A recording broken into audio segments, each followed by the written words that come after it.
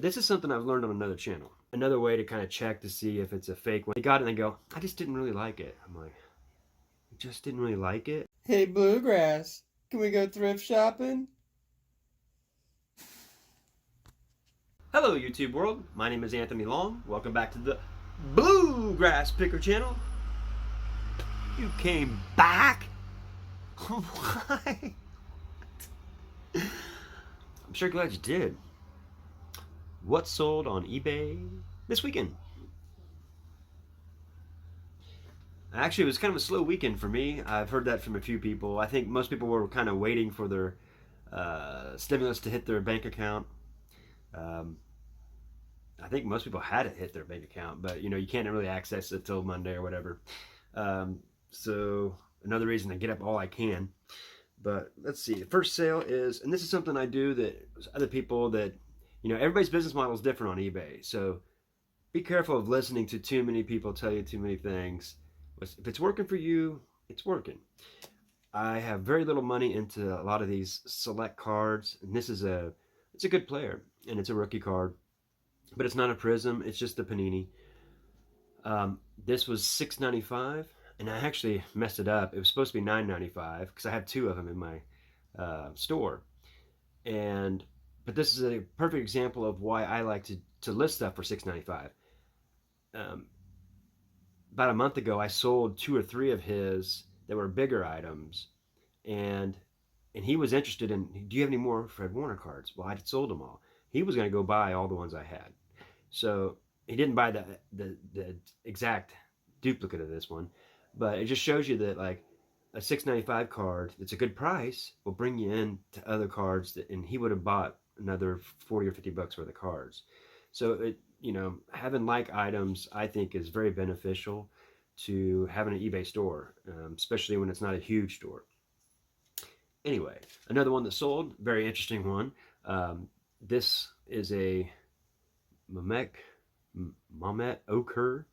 I'm not even sure. He was a pretty good player for Utah back in the day, big tall guy. It's a nice auto. It's 7 of 10, so that makes it kind of a rare one. But some of these, unless they're really hot right now, people aren't thinking about them.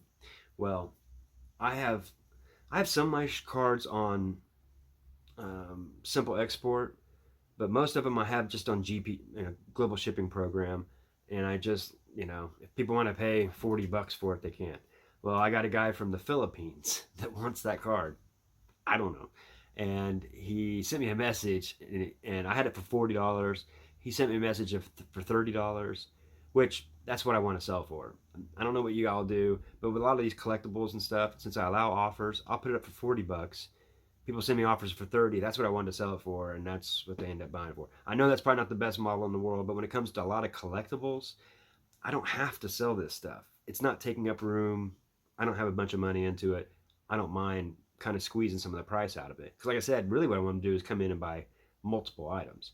But he put $30, please, because I know it's going to cost him 40 bucks to get it, go through Pitney Bowes and all the customs and all that stuff to Philippines. So I took it anyway, and he was super happy about it. And, and that's kind of what's funny over time. The thrill of a sale isn't as big a deal, but thrill to get it to someone that really wants it is kind of cool. And, honestly, it's a little rewarding. I don't know how everybody else feels about it, but I mean, it's kind of, I think it's neat. Anyway, ramble. Next thing that sold is, I got these three, I don't even remember where I got them now. I think it was a garage sale for next to nothing. The Office, I got 1, 2, and 3 seasons. I had them listed for like 10 bucks for, I don't know, 6 months on eBay. They didn't sell. I put them in my booth at flea market, didn't sell. And then I think Netflix or somebody took them off having them on, and so that's when I took them back, relisted them for $12.95 a piece, and 2 of the 3 sold to the same person. And he didn't buy season 1. He wanted 2 and 3. I've heard a lot of people say they don't like season 1. And so that was a good sale. I'll give them a little bit back on the shipping, even though they didn't ask. I don't know. It's not going to cost $8 to ship it to them. But I don't usually give them like half of it back. I usually give part. I don't know how everybody else does it. The next one was this. I don't even know what this is. Clive Barker's Jericho. I almost have like pennies into this. At a garage sale, I got all kinds of PC games. They just want to get rid of it. They didn't even want it in their house anymore. They kind of looked at me like I was stupid for you taking it. Like, okay. And I got a bunch of good deals that day. Um, and this went for $10. I put untested. I don't mess with it. I just, it's probably not a good idea. I should have tested it, but I don't have a way to, so I don't mess with it. Anyway, and the last thing that sold was this N64 game, Destruction Derby 64. I played it for a minute. It's not that great, so I knew I'd go to a collector that just trying to make his to have as many N64 games as possible, because that's what a lot of collectors do. They'll have one that's real good and one that they play with. But this is something I've learned on another channel, and I can't remember who it was, but there's a lot of these fake N64s that come out of Japan, but there's a number on the back there. If I can't get to it, right about here. Now, it's imprinted into it, and so that's a good way to find out if it's a real one or not. There'll be a 01 right there, and so another way to kind of check to see if it's a fake one. Usually the color of it looks different, so you know if you've been doing this long enough. But this was from a big bulk lot I got on YouTube auction. I've made so much money on that auction. It's kind of crazy. I still haven't even sold a console yet, and I've already made way more.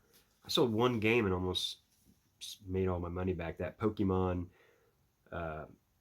Stadium 2, not for resale. It was some promo thing, and that went for I have to look again, 120 or 100. Anyway, so those video games go real well, and I've still got a bunch of them left, and a lot of them are Pokemon, but they're not selling, but I know they got a lot of looks at them, so I need to try to drop those down and relist them again. I've relisted them a few times, but anyway, grind on, friends, and get up all those listings, because people are getting money back they didn't expect. So come on, Cora. Shh. So get them up, make sure it's fresh stuff up, fresh money, and plus when you relist and it shows you're selling, they're going to promote your store more. They're going to push your store more. I had a couple returns recently. One of them was my fault, a couple weren't, and Cora, shh, huh? And there's another puppy she sees, and so I noticed that I'm not getting as many views, I'm not getting as many watches, because they rank your store. I've heard this from a few people, and I really believe that. And if you're not ranking real good, even if it's not your fault, it is what it is. I had someone that returned the N64, they returned a Wii console. It had a sniper rifle and all this. It was pretty cool, and it had like all the Cabela games. I just try to combine a cool lot. They got it and they go, I just didn't really like it. I'm like, you just didn't really like it? Okay, thanks. They don't even realize like the pain in the ass that is. And then I could have sold it already, and it's going to be like a month in limbo in between before I can get it to relist it again. And so that's another thing. I've been doing that, where I put like building lots to make them kind of cool, like a few games and this and that. People just want the console, it seems like, and they almost sell for more if you just put like console, $70, gone. If I would put it with a bunch of cool games and all this stuff for 90, it won't move. It's weird, because I thought it'd be the opposite. I mean, it kind of worked a little bit for a while, but anyway.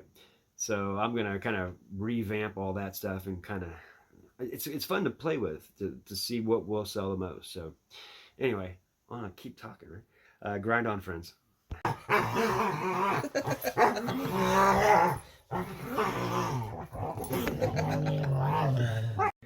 It's a big record show this weekend. Got my vinyl out, some classics.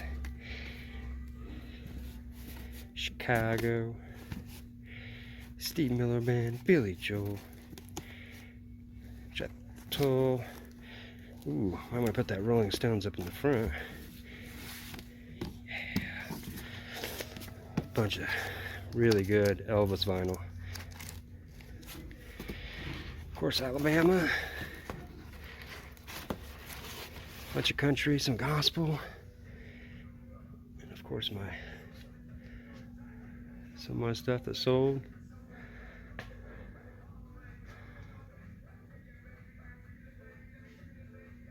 Hey, refreshing some stuff. Stuff has been selling pretty good. My bullhorns is gone. Led Zeppelin, thank you.